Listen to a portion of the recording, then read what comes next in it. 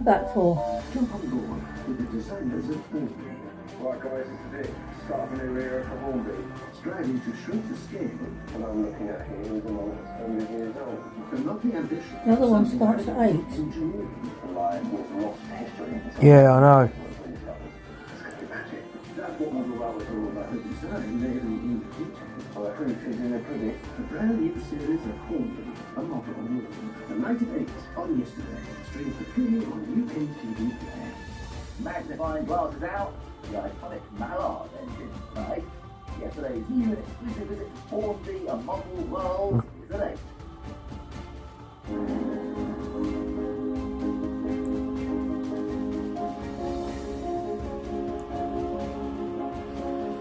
You know that picture of him?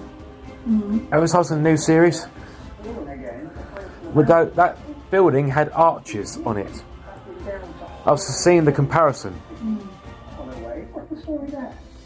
Well, when I was in drama school many years ago, I had to choose a stage name. It was really difficult to choose your own name. And one day I was on the Piccadilly line and the next stop was Holloway Road. And I thought, Holloway. City Holloway. Has a nice ring to it. And that's Oh, the name I maybe chose. City, for And heaven's that's why the sake. station is actually very special to me.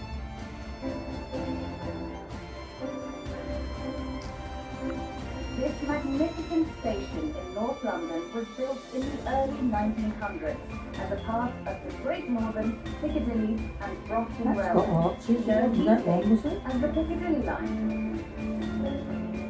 It was designed by the legendary architect Leslie Green, a man whose distinctive tiled aesthetic became the gold standard of underground station design. And, of course, featured in that first London Underground poster. To get to the truly exceptional parts of the station, the parts that ordinary passengers never get to see, I have to descend the emergency staircase. Because just beyond this gate lie the secrets of Holloway Road.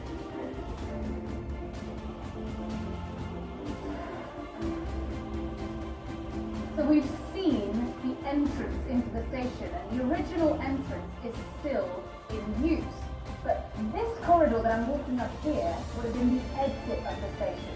Imagine all of the hundreds and thousands of people that would walk through these passageways, perhaps in their petticoats and top hats, on their way to work or maybe back home. You will soon notice that I love to talk about tiles. But when they're as well preserved as they are here, it's impossible not to get excited. This is the home colour scheme of Holloway Road Station. So each station on the Piccadilly line had its own colour scheme and tiling pattern on the platform and in the passageway. Leslie Green designed more than 50 stations on the network, using around 1.5 million tiles to decorate them. It was an art project on an epic scale, and yet so many of the original colour patterns have been lost over the years, so it's fantastic to see them still here. And the fact that they've endured for so long, even in public parts of the station, is testament to their clever design. What we're seeing here is the expression of the fastening mechanism of these tiles. So on the back of these tiles, you have this lovely kind of herringbone pattern, and then you put some concrete on that pattern and press it into the wall, and this is the impression it makes. And that makes these tiles stick to the walls for hundreds of years. The trains create a lot of vibration, so the adhesive down here needs to be quite a bit sturdier than your average bathroom splashback. And this particular pattern is really quite rare. Normally we see circles or other types of patterns, so seeing this in situ is a real treat. I've been lucky enough to explore these crumbling passageways on dozens of occasions. And the one thing I've learned is that it pays to carry a torch, because you might just stumble across something you've never seen before. Or a place that doesn't have lighting still. My word. This is so exciting. I've never seen this in person before. This is a poster notice that used to be near lavatories or toilets in stations that were used for shelter during the Blitz. So I've seen this in photographs before, but I've never actually seen it in a station. It says, it's well to be clean, so be clean to be well. And it's to encourage the people that were sheltering in the underground during the Blitz to, be hygienic, of course, because you would have hundreds, if not thousands of people in each station sheltering from the bombs above. This photo shows that same notice displayed in the huge deep level shelter at Clapham South, where 8 sets of toilets were installed in 1942. No such luxury at Holloway Road, where shelterers had to make do with portable chemical latrines. But even this was an improvement on the early days of the war, when you were lucky if you had so much as a bucket. Conditions could be pretty grim, with one shelterer commenting, "The heat was terrific and the smell appalling." But since it was a daily occurrence, one came to expect it and braced oneself. It's little wonder the government wanted to encourage good hygiene. So if this is here, that might suggest that this area was used as a temporary lavatory for people sheltering on the platforms below.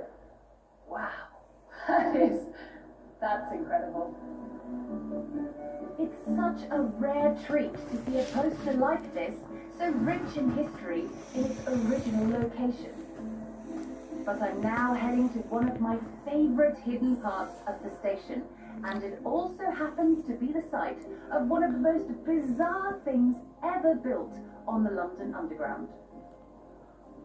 So we're now in the disused lift shaft of this station. So this lift shaft never had lifts fitted to it for passenger use, but it did have something else fitted to it, which was rather strange.